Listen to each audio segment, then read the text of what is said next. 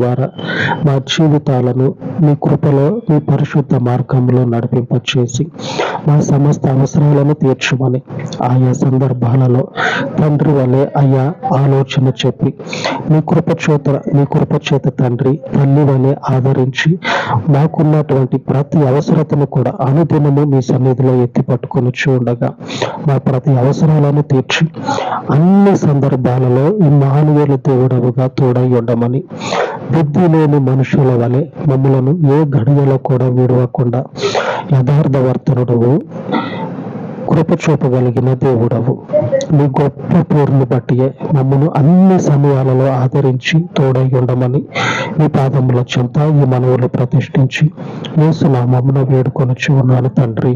ఆమేన్ ఆమేన్.